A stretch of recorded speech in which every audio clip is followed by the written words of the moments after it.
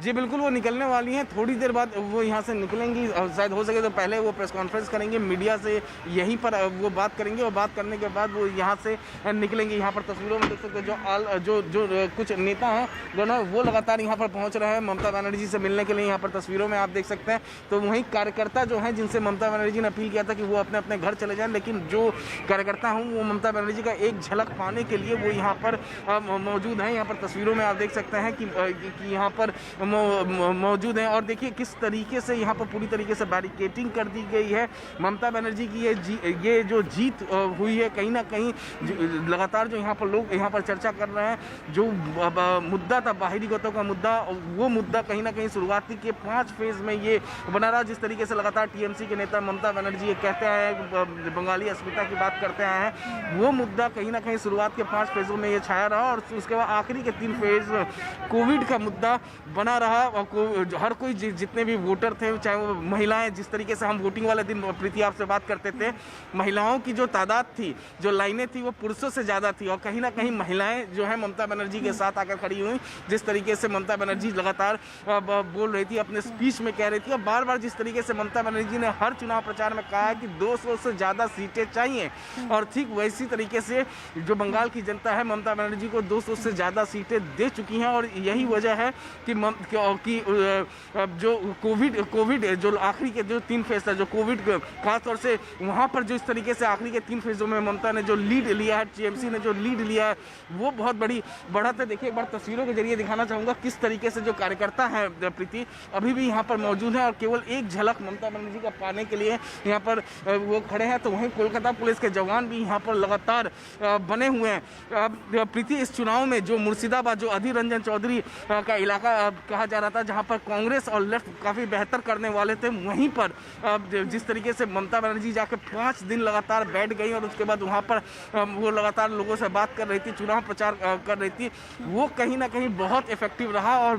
उसी की वजह से बताया जा रहा है कि लेफ्ट और कांग्रेस का प्रदर्शन बहुत खराब हुआ इस चुनाव में। जहाँ जो 44 सीटों पर कांग्रेस जीतती थी वो जीत नहीं पाई, उसमें बहुत बड़ा योगदान था। इसके अलावा 2019 लोकसभा चुनाव में जो प्रदर्शन था बीजेपी का, जो 18 सीटें, खासतौर से अगर हम बात करें उत्तर 24 परगना के खड़दा, सोदपुर से लेकर हालीसर तक 22 जूट मिले हैं प्रीति। वो जो 22 जूट मिलों के वर्कर थे वो 2019 में बीजेपी के साथ थे, लेकिन इस बार के चुनाव में ये नतीजे अमित लेफ्ट के साथ साथ कांग्रेस के लिए बहुत बड़ा सेटबैक है, क्योंकि भले ही उन्हें सीटें ना मिली हो, लेकिन ये वो इलाके थे जो एक समय में पश्चिम बंगाल गढ़ था। लेफ्ट का 34 साल का शासन और अब लगभग वहां से लेफ्ट साफ होती हुई दिख रही है और टीएमसी हैट्रिक लगा रही है। गोपाल जी, आप लोग लगातार कोशिशों में लगे थे कि हम कुछ भी कर लें, हम जीत हासिल कर लें, लेकिन उस जीत को हासिल करने में एक बड़ी आपने इतिहास को दर्ज किया है। वो इतिहास ये कि बंगाल में बीजेपी 72 सीटों के साथ नजर आ रही है, पहली बार। ये इतिहास में अपने आप में अहम आंकड़ा है। लेकिन क्या आपको नहीं लगता कि लोकसभा के उस इलेक्शन को, जिसको आप लगातार अपने डिबेट्स में इन चुनाव से पहले कहते रहे कि देखिए लोकसभा सीट को अगर हम कन्वर्ट करें तो 121 से 127 के बीच हमारी सीटें आ जाएंगी, आज आप लोगों के सुर क्यों बदल गए हैं? नहीं, सुर नहीं बदल गए। वास्तविकता यह है कि ममता बनर्जी तीसरी बार वहां की चीफ मिनिस्टर बन रही हैं। टीएमसी ने वहां पे बड़ी जीत हासिल की है। जनता का यह निश्चय है, जनता का यह निश्चय को स्वीकार करते हैं। पूरी संजीदगी के साथ हम इसको स्वीकार करते हैं, आत्मविवेचना चिंतन करेंगे, लेकिन हम इसमें दुखी नहीं हैं या कोई बहुत ज्यादा इस बात के लिए परेशान होने वाली बात नहीं है, क्योंकि हमारी सीट्स है वह काफी बड़ी है और जो लोकसभा के मुद्दे होते हैं और जो प्रदेश के मुद्दे होते हैं वो काफी अलग होते हैं।